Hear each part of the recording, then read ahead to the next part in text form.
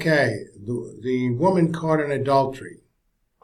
We've already established that it's questionable, that it's part of Scripture. It doesn't fit in the context nor in the earliest manuscripts.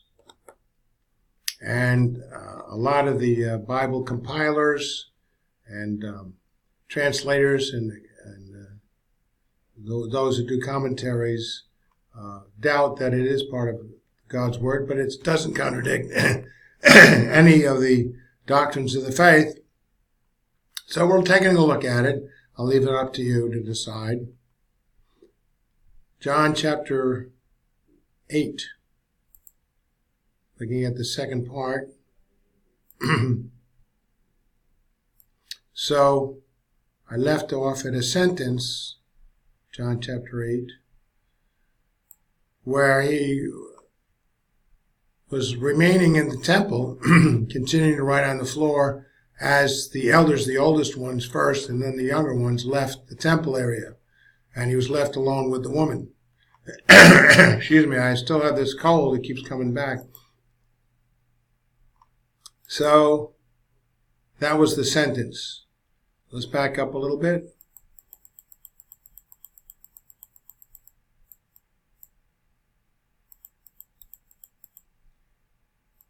The topical heading here, the Pharisees interrupted Jesus' teaching to many in the temple to bring a woman caught in the act of committing adultery and place her before Jesus. They declared her guilt and asked a question of Jesus in order to find a means in his answer to condemn him to death. They said to him, "Now Moses in the law commanded us that such should be stoned. But what do you say?" Jesus had stooped down and was writing on the ground as they persisted in asking their test question. Finally, he stood up and said, "The sinless one among you, let him first cast the stone at her." Whereupon he stooped down and was writing on the ground until all of them had left, leaving him alone, just with the woman. Jesus stood up and asked the woman if anyone passed sentence upon her. She said, "No," and Jesus said, "Neither do I condemn you. Go and sin no more," in the sense of not to commit adultery anymore. So when we have Jesus' response, his response was to stoop down, not say anymore, and continually writing with his finger on the ground while they waited and repeatedly demanded from him to answer their question. Note that some contend that the floor that Jesus was writing on was the treasury floor, most likely it was, which was purported to have been a marble floor.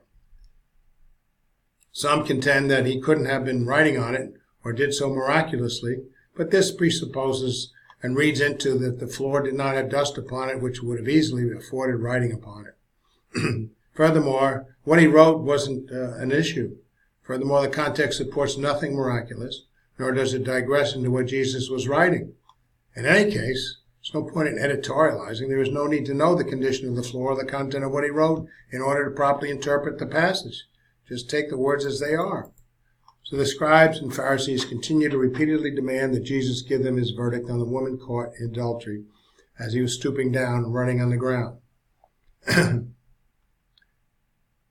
When he continued writing on the ground, imperfect tense signifying ongoing activity.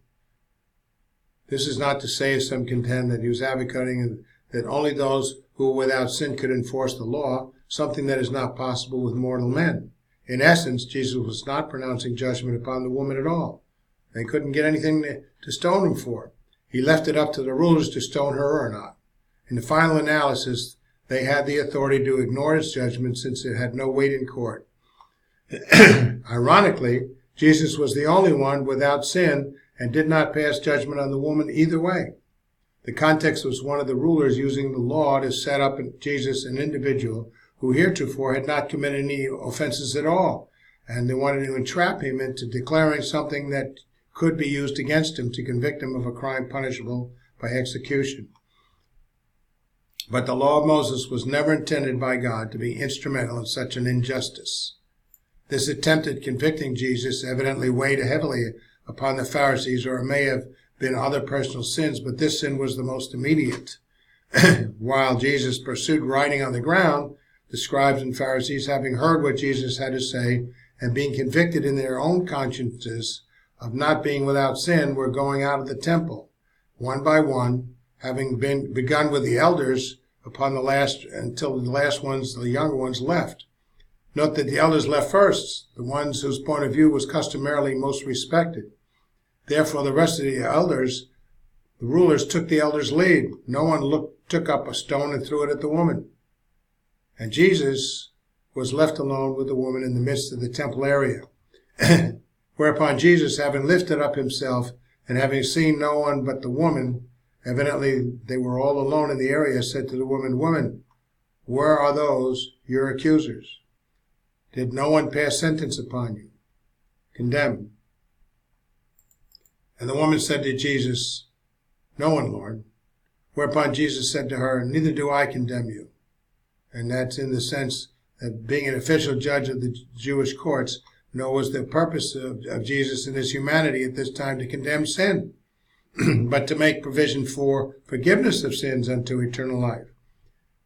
Jesus then commanded the woman, "Go and sin no more," in the sense of telling her to not commit adultery anymore. Jesus' statement indicated that he, the Son of God, knew that she had committed adultery, and she had not denied that. It is evident then in the context of this passage, if this was an actual event that occurred, albeit not to be part of Scripture, that Jesus was not telling the woman never to sin again, which is not possible for anyone in this mortal life, but nevertheless to direct one's life away from sin, as he did the man who was crippled from birth, and especially in the case of the woman, to not commit adultery. So, that's the end of this thing. It doesn't fit into 8:12, because it says again, therefore Jesus spoke to them. They weren't there. They left.